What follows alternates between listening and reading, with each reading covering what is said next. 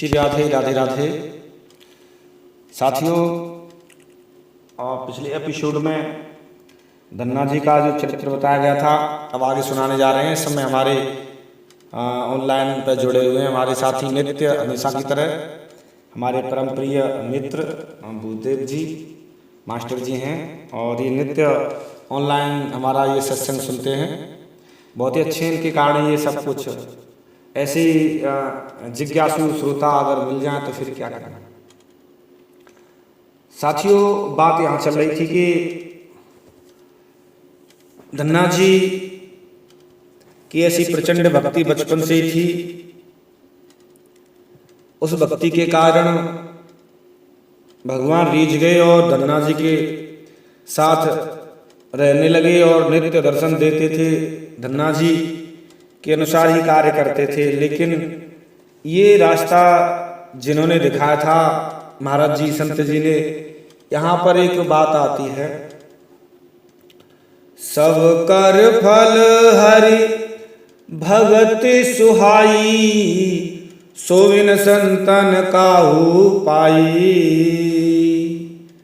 अगर कहीं किसी को थोड़ी बहुत भक्ति या कोई किसी की भगवान की ओर कहीं कोई व्यक्ति चलता है तो समझना कहीं ना कहीं संतों का श्रेय हाथ जरूर है, क्योंकि कहीं ना कहीं से संतों का ही कारण से उसे भक्ति प्राप्त होती है और कोई रास्ता नहीं होता, कहीं ना कहीं संतों का हाथ जरूर रहता है। ऐसे ही बचपन में धन्ना जी के घर संत आए थे, उनके कारण उनको भगवान की कृपा और सेवा करने का मौका मिला। फिर उनकी भक्ति बढ़ती गई और इसी प्रकार धन्ना जी के पास में संत आए और उनको जो बोने जा रहे थे बीज, वो बीज संतों की सेवा में बेच कर लगा दिया और उनके खेत में बिना बोए ही गेहूं उपजे। और उसी तरीके से जब उनको पता पड़ा उनके संत जी को, इनको दर्शन हो गए भगवान के, तो वो भी रोने लगे, हम पे भी कृपा करो कृपा करो। और इस तरीके से धन्ना जी के कहने पर संत जी को भी भगवान के दर्शन हुए। और आज मुझे लगता है कि धन्ना जी का चरित्र आज पूरा हो जाएगा, कल से फिर दूसरा चरित्र शुरू करेंगे और आज समाप्ति की ओर है। शेष चरित्र मैं आपको यहाँ सुनाने जा रहा हूँ। जब संत जी को भगवान के दर्शन हो गए थे तो वो फूले नहीं समाते थे। ऐसा वो दर्द में दिन रात रोते रहते थे कि जब कहीं कहते ना किसी को खुशी, आंसू दुख में ही नहीं आते, आंसू सबसे ज्यादा खुशी में आते हैं। खुशी में सबसे ज्यादा आते हैं जब कोई माता बड़ी गरीब रही हो, उसका बेटा पढ़ लिख कर नौकरी में लग जाता है और जब पहली बार आकर माता के पैर छूता तो माता कैसे रोती है, बेटा मैंने बड़े बड़े दुखन से तुझको, और रो रही है, क्यों रो रही है? खुशी में। खुशी में रोता है व्यक्ति, दुख में तो रोता ही है, खुशी में ज्यादा रोता है। और ज्यादातर आपने देखा होगा हमारे यहाँ कभी कभी विवाह मंगल या कहीं कोई ऐसी खुशी जब होती है तो व्यक्ति के आंसू सहज ही निकल आते हैं। तो खुशी के आंसू थे। और क्या आंसू थे, कैसे रो रहे थे, क्या कह रहे हैं? और जब कोई भगवान की ओर चल देता है और भगवान का हो जाता है तो फिर उस जमाने से उसका संबंध टूट जाता है, वो किसी काम का नहीं रहता। फिर कान्हा और कृष्ण और वो भक्त, क्या कहता है भक्त? कान्हा कान्हा मेरा दिल, दिल मेरा लगता नहीं जमाने में, कान्हा दिल मेरा लगता नहीं जमाने में।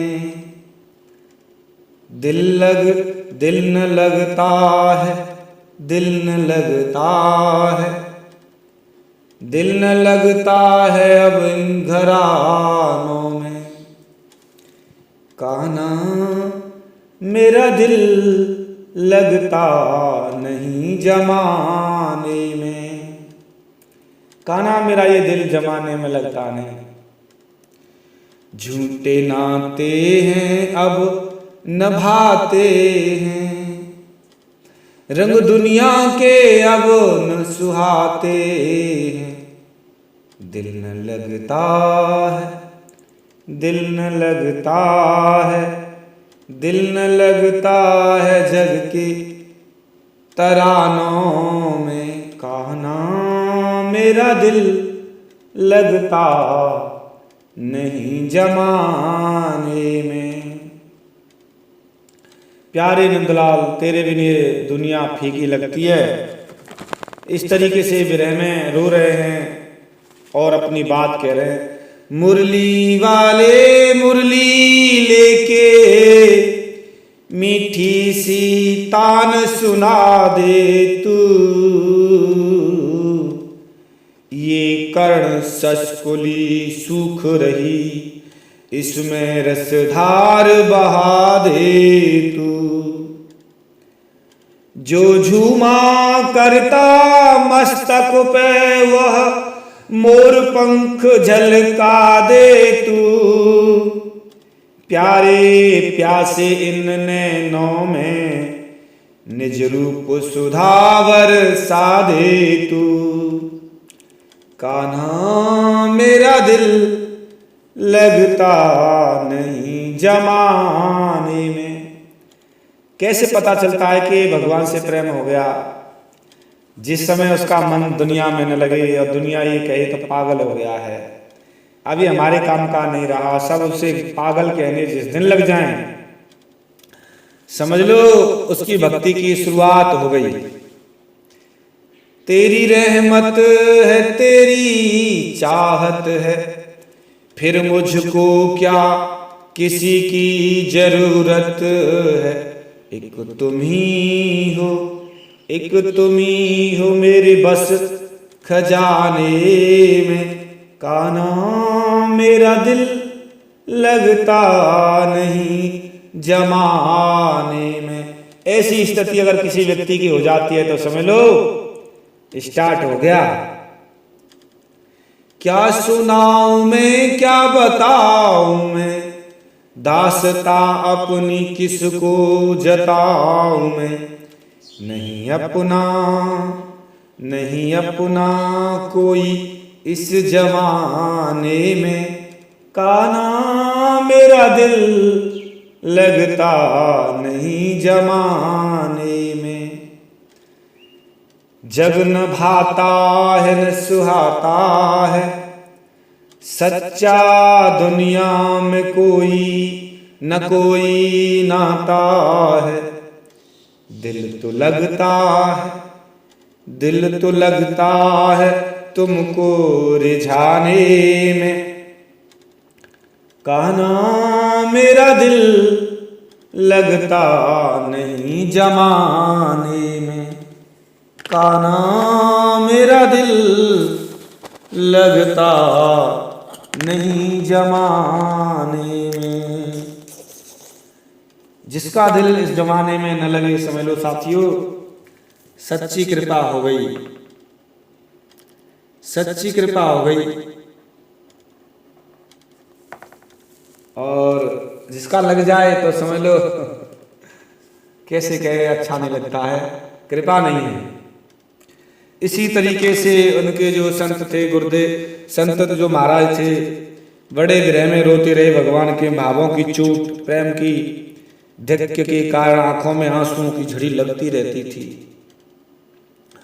उन्होंने अपना भाग्य माना और मन में निश्चय किया कि घर जाकर मैं प्रीति की रीत से सेवा करके सीता रमण भगवान श्री राम को प्रसन्न करूंगा। फिर आकर उन्होंने धन्ना जी की जैसी प्रीति की रीति देखी वैसे ही और भगवान की पूजा करने लगे, सेवा करने लगे धन्ना जी की तरह। धन्ना जी पर कृपा करके भगवान ने आज्ञा दी, धन्ना जी स्वामी रामानंदाचार्य जी के पास आप जाइए और उन्हें अपना गुरु बनाओ।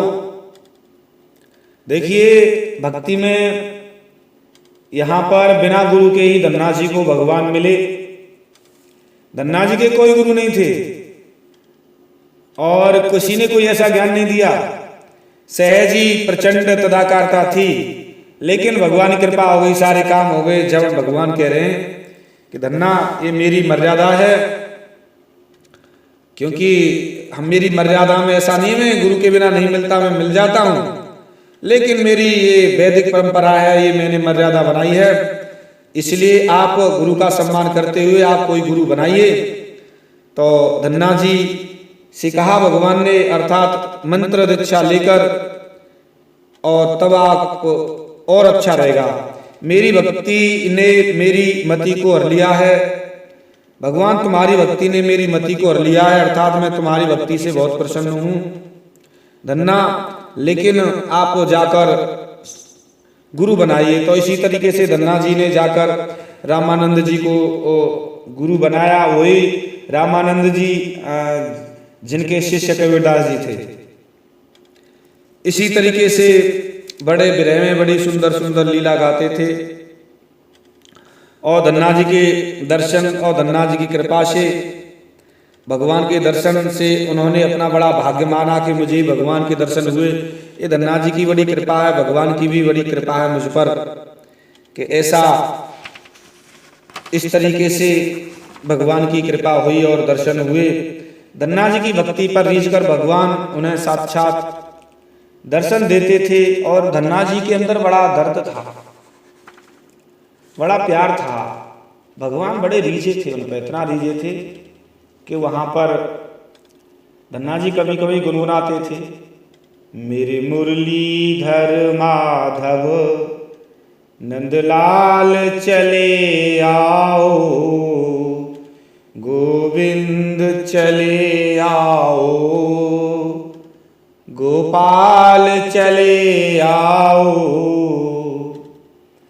नंदलाल चले आओ, गोपाल चले आओ।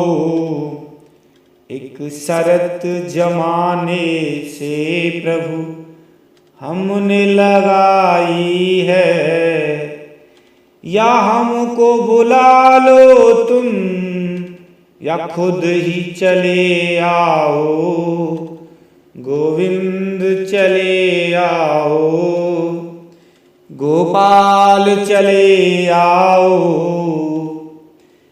तेरे दर्शन को मोहन मेरे नैन तरसते हैं, तेरे दर्शन को मोहन मेरे नैन तरसते हैं।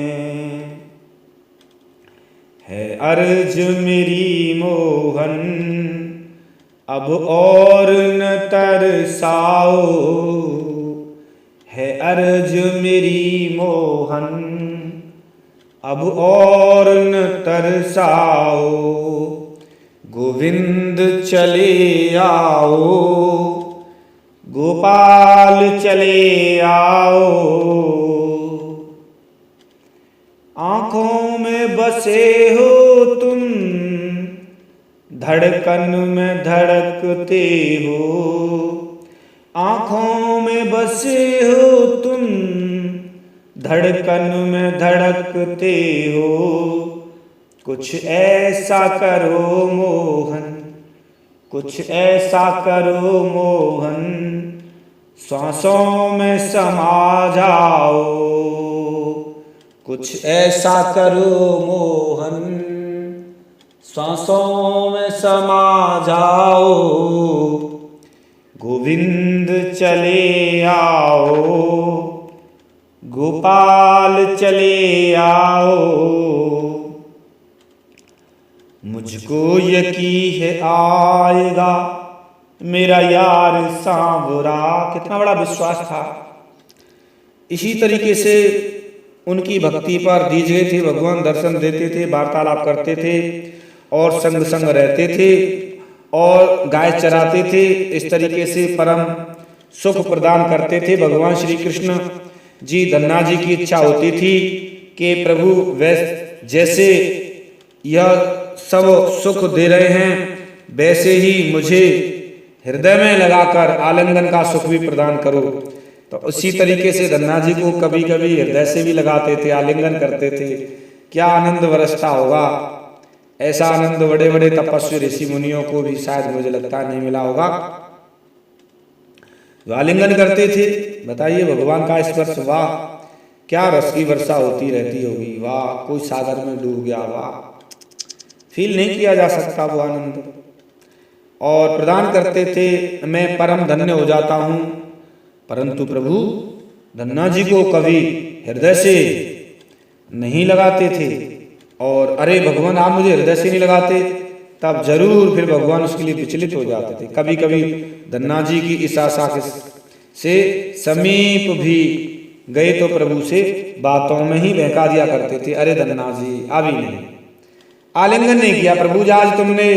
एक दिन धन्ना जी साहस बटोरकर हाथ जोड़कर प्रभु से अपना मनोरथ प्रकट किया कि आज तक प्रभु जी मैं इस बात से वंचित रहा हूं और एक बात पूछना चाहता हूं, प्रभु जी कृपा करके मुझे बताओ कि वैसे तो आपकी स्वाभाविक भक्ति से मैं परम संतुष्ट हूं, परंतु आपकी उपासना में अभी इतनी त्रुटि है।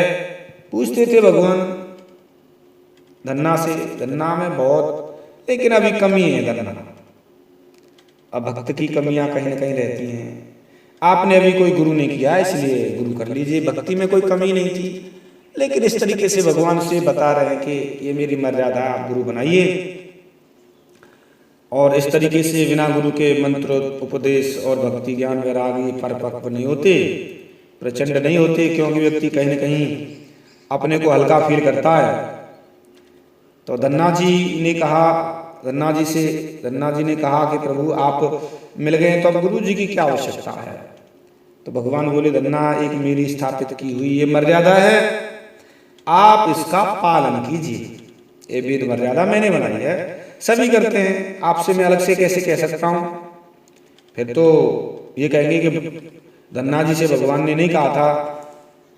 तो इसी तरीके से धन्ना जी ने पूछा तो प्रभु आप ही बताइए मैं किसकी शरण जाऊं, किसको गुरु बनाऊं, मेरी नजर में तो कोई ऐसा है नहीं है।